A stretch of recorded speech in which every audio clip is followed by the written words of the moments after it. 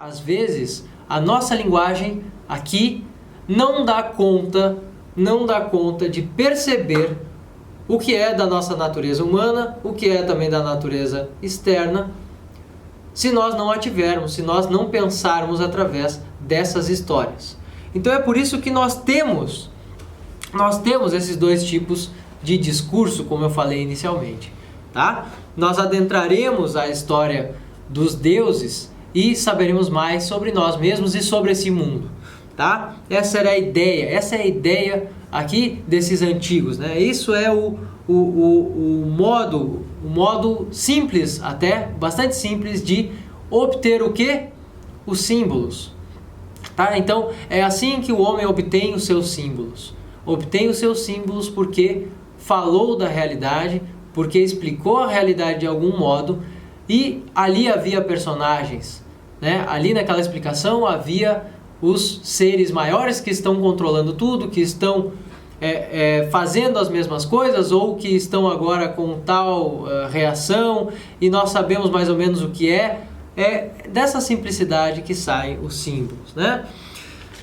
Então aqui que fica essa ideia bem clara, tá? Para que nós falemos um pouco então sobre as histórias que nós lemos na literatura. Então olha só, quando nós falamos na literatura greco-latina, nós falamos de uma literatura que surge dessa cultura das histórias dos mitos. Quando nós falamos em Hesíodo, e agora vamos falar um pouquinho de memória também, quando nós lembramos Hesíodo, olha só, quem foi Hesíodo? Foi um poeta, que era um pastor. Era um pastor e poeta, né? Quase um sacerdote. E sequer sabia escrever. Se diz, né?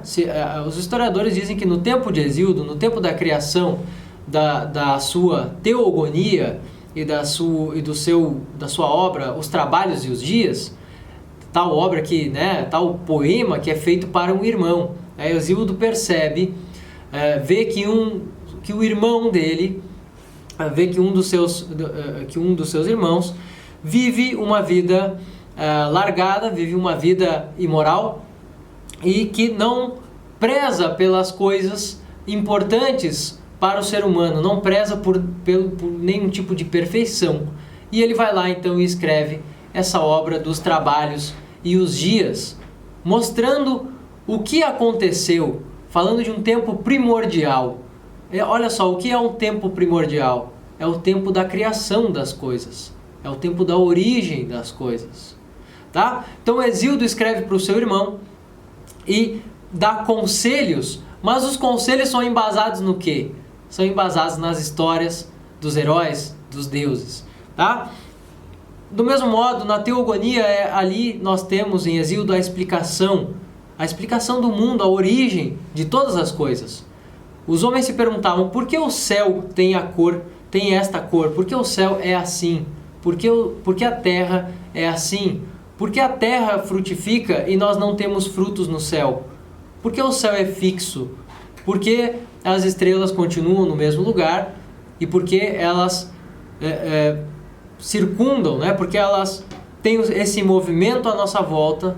E aqui nós não vemos exatamente a mesma coisa. Aqui nós vemos um mundo de misturas, um mundo em que a história muda, um mundo em que nós temos uma certa imprevisibilidade de tudo e que nós podemos até buscá-la, mas ela não é assim satisfatória como nós desejamos. Tá? Os homens se perguntavam isso e o melhor modo de responder isso era contando. Então, como foi esse surgimento do mundo?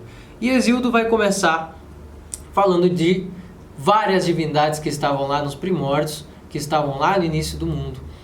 Dentre elas o caos, né? O caos é tido como o quê?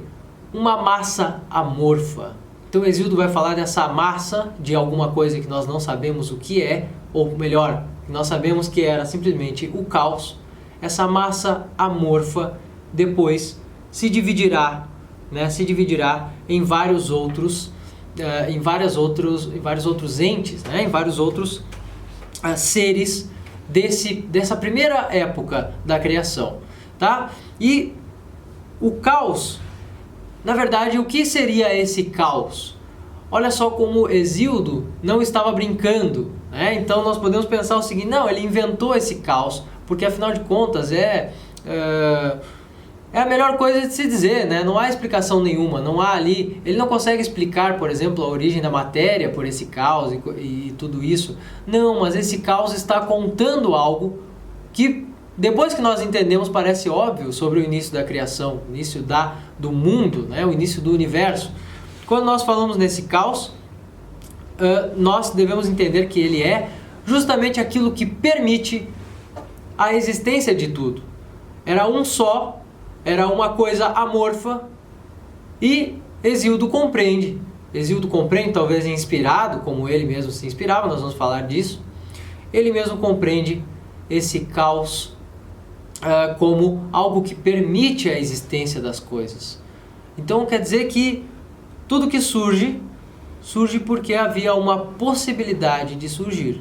Então o mundo em que Hesíodo vive, né, a sua proximidade com o Monte Helicon, a natureza que ele via na volta dele, o que ele percebia, o que ele vivia em sua própria vida, tudo aquilo ali só podia existir porque algo lá nos primórdios, que ainda talvez não fosse aquilo, afinal de contas nem ele mesmo existia há pouco tempo atrás, ele sabia que ele deveria nasceu de sua mãe, né? Nasceu da barriga de sua mãe e tudo, então ele sabe que algo que estava nos primórdios de tudo permitiu a existência de outras coisas, e ele vai chamar isso de caos, e isso é aquilo que guarda todas as potências, ou seja, é desse caos que tudo pode se constituir, é do caos que as coisas que existem podem se formar, podem ali ou se combinar, né? E há um movimento agora,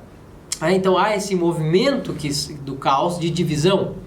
O caos, como ele era uma coisa só, no início dos tempos, ele se divide, e das divisões começam a acontecer as primeiras combinações e os primeiros seres. Dentre esses primeiros seres, nós vamos conhecer Urano e Gaia. Tá? Gaia, aqui, ou em latim, tá? Aqui Uranos e Gaia são nomes gregos, tá? Mas nós temos em latim Chelus e Tellus. Tá? Chelus é o próprio céu, tá? Ou Caelus, tá? É o próprio céu, como nós chamamos céu, Urano, tá? Uranos também era o próprio céu em grego.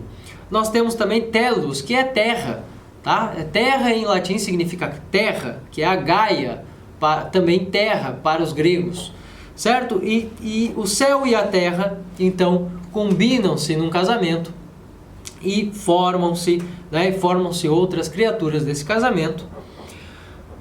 E após esse tempo, tá? Após esse tempo, um dos filhos de Urano, que é Cronos, que é nada mais nada menos do que o tempo, ou seja, desse céu e dessa terra, a terra que era praticamente a personificação da fertilidade. Essa terra era uma personificação da fertilidade, anotem isso, né?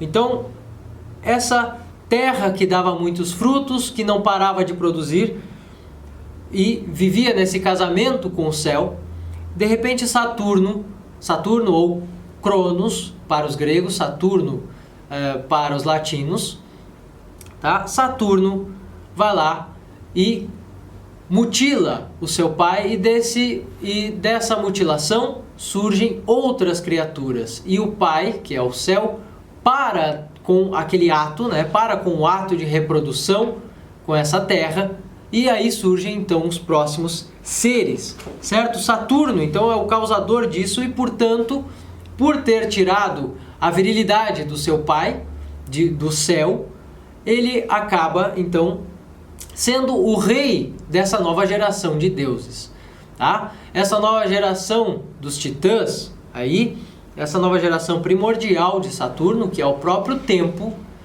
é a geração que vai tentar reinar. Então Saturno tenta reinar por cima de todos, por cima de tudo, e tem novos filhos, né? Dentre os seus filhos está ali Júpiter, ou como nós conhecemos da mitologia grega, está ali Zeus, tá? Júpiter acaba também destronando seu pai. Olha só, já há um outro movimento. Então, lembrando que desse casamento, só do casamento do céu e da terra, surge não só Saturno, mas outras tantas criaturas, tá? Outras tantas criaturas gigantes, criaturas de pedra gigantes, né? Seres que depois foram aprisionados, tá? E depois de Saturno, depois da geração de Saturno, surgem outros tantos deuses, juntos os irmãos de Júpiter, como Netuno e Plutão, tá? Ou Hades e Netuno aqui, Poseidon, tá? Surgem então esses seres dessa nova geração e Júpiter então governa o céu.